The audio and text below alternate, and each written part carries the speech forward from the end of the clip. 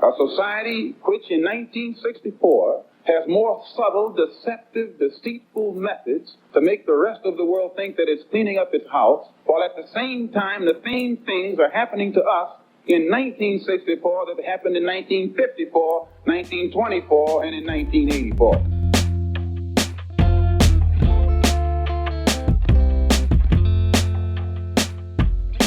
Hello, welcome. I'm Ben Boyce. This is the Dr. Junkie Show. That was Malcolm X at Oxford University in 1964. And today I want to talk about a phrase that I use all the time, both on this podcast and in my teaching.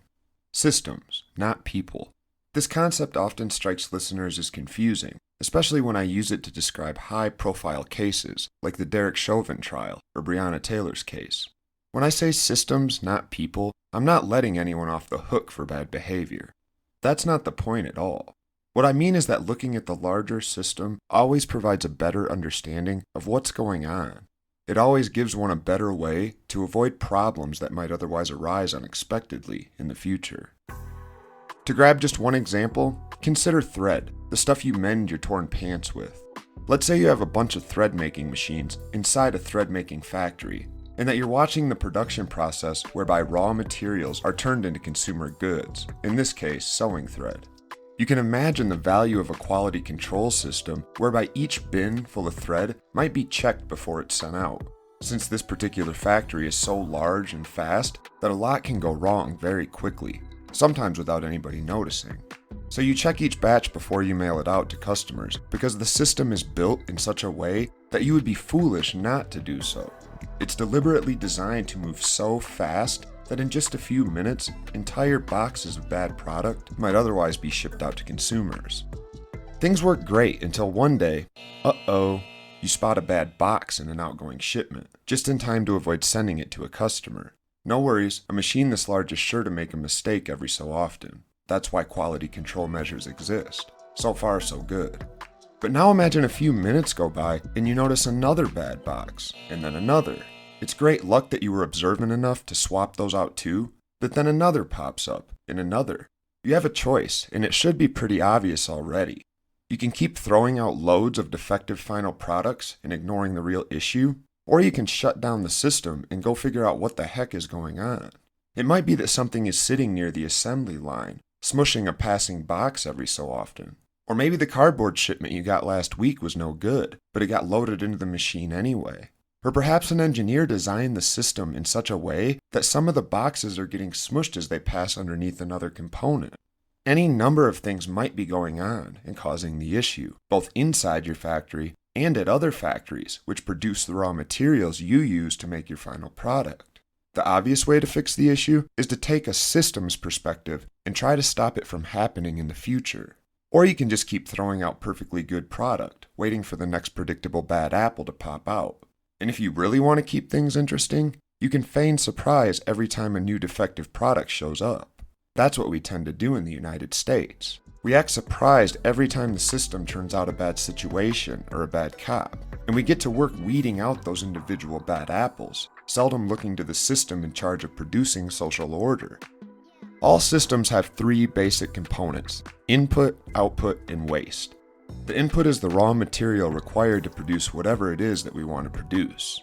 If it's thread, we need things like cotton, silk, nylon, packaging, laborers, machinery, electricity, and lots of time for the production process to play out. If our system is a car, we need air, gasoline, oil, transmission fluid, maintenance, antifreeze, things like that. Anything that a system requires to work properly is in this category of input. The output is what we get. It's the whole reason the system exists in the first place. In a car, the output is torque delivered via the tires to the ground. It's the ability to travel. In our thread factory, the output is the boxed up, ready-to-ship, quality-checked box of thread, which will sell to make money, our real ultimate goal. And waste is whatever else is bound to come out of the system, based on its deliberate design. A car expels CO2 and other toxic chemicals through a designed exhaust system. It produces dirty oil and other fluids, used up tires and worn out brake pads, all the things that are thrown away when everything is running smoothly. We don't need to redesign the car just because the brakes wear out. and anyone who said the system was broken would simply be guilty of not understanding the way that the system really works. In our factory, imagine the machines cut each spool of thread to 50 feet long, but the raw material produces single strands that are slightly longer than 50 feet. We would wind up throwing away a small length of string each time we trimmed our spools for packaging, but that wouldn't be a sign that the system was broken down. It was designed that way. So all systems have input, output, and waste, and none of those things is a sign that the system is broken. I want to add one more level of metaphor to this theory, because social systems are what I'm really talking about. The basic tenets of systems theory apply to all sorts of systems, not just mechanical systems. Churches need input: parishioners, deacons, electricity, maintenance, sermon preparation, music, all of the stuff it takes to keep the doors open. They have an intended produced product: congregation, belief, social connection, and the affirmation of one's faith that comes from worshiping in a group setting. And of course, they have waste, things that many of us would prefer were not baked into the system, like the occasional violent actor who takes church doctrine to mean that he ought to shoot up an abortion clinic, or the social movements which are ignored by people who might support them if their donations weren't already tied up in missionary conquests across the globe. The church isn't broken. These things are designed into it, and they operate alongside the soup kitchens and homeless shelters which also receive church funding. You can do this with any system. They all work the same way. They also all tend to work together to support one another. Back to the sewing factory metaphor. Let's say we discovered that our cardboard manufacturer did indeed send us bad cardboard, which ultimately caused our machine to turn out loads of bad product. Now, it would be absurd to attempt to resolve this issue internally, inside the factory, either by attacking the defective end products or by trying to adjust our machinery, because the problem isn't our machinery. We would have to instead think of our systems as just one of many, intertwined, working together, and dependent upon one another for optimal efficiency, not because they're broken, but because they're designed that way. The sewing factory is designed to expect raw materials to be available, to have them delivered to one location where they can produce thread. And in the case of bad cardboard, you would call the cardboard factory and tell them about the problem, and then they would begin a similar process, trying to figure out what went wrong. And it might not even be their fault. Perhaps their supplier of raw wood brought them a soggy batch. So we need to think bigger yet again. While we're expanding, we should also think forward to the consumer level. Not only are various systems operating outside of the sewing factory to bring it the raw materials necessary to produce a sellable product, but once the thread leaves the factory, it splashes down into a much larger system, one that's been intimately involved in its life course all along, in mostly invisible ways. All products in a capitalist society are either responding to a consumer demand or copying someone who already did. Otherwise, nobody would buy whatever it is you're selling. So our thread will head out into the world and compete with other thread in price, in strength, in color, in texture. And if our factory's thread is passed over for that of another factory, we would be smart to get a sample of their thread and try to copy whatever it was that made them a better choice. And what probably made them a better choice was ultimately not even the decision of the company who's buying it, because chances are that thread is headed to a jean factory or a blouse manufacturer who's making styles that align with current consumer demands. It's the buyer who decides which fabric and thread they want, because if the company doesn't meet their demands, we'll just go elsewhere. There are far too many options for clothing nowadays. My point is that a systems perspective allows us to take into account things that are vitally important for understanding why things are the way they are. Imagine you restrict your analysis to your own factory, or even to your own section of the factory.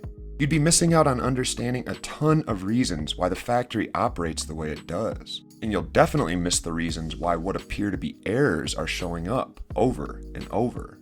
Same thing with the car analogy. If we think of our car in a vacuum, we're missing connections that will help us understand ways of interacting with the world. Things like speed limits, registration fees, traffic laws, driver's license requirements.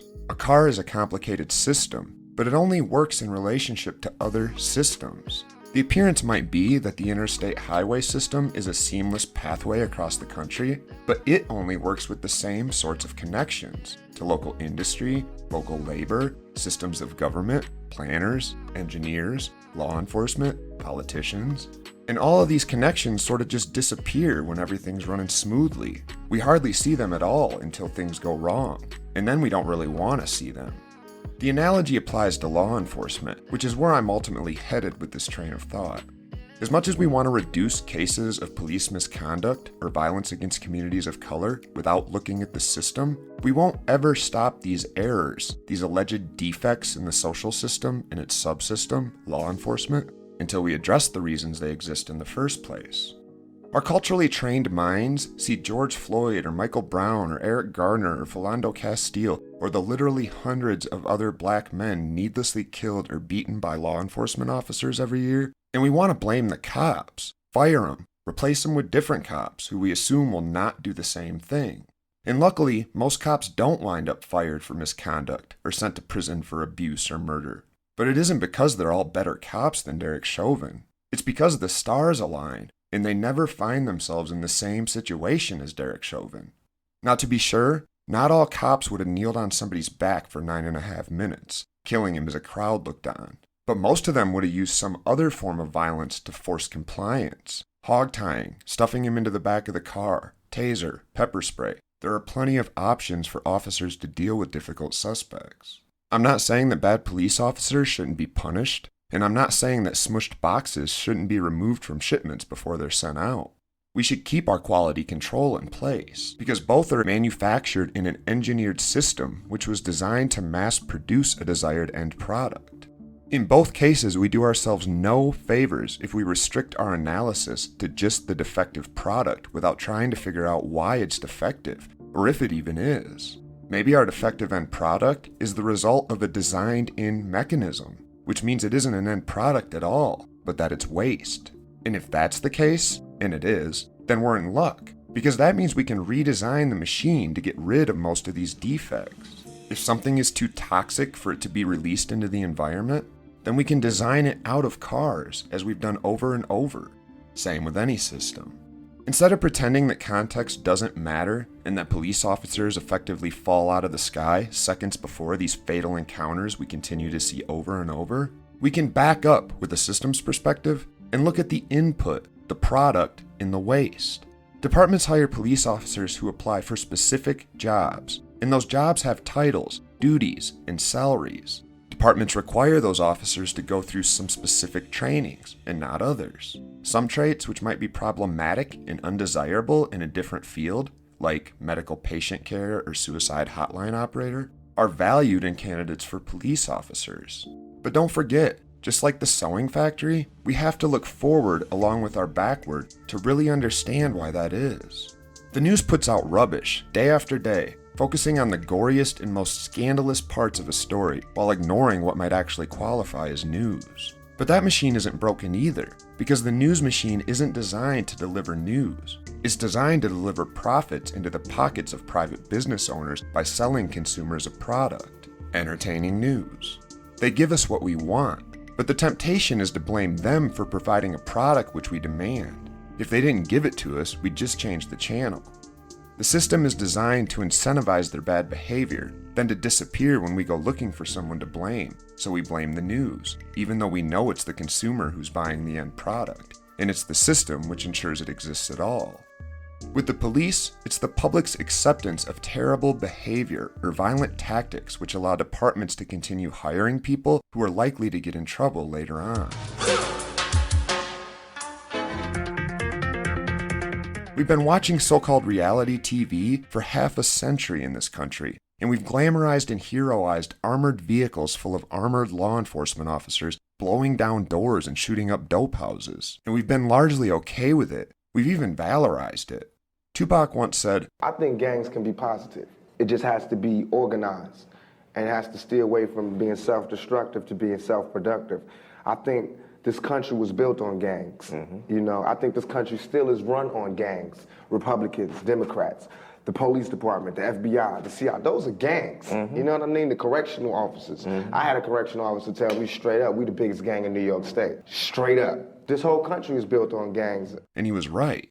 Law enforcement is the biggest gang in this country.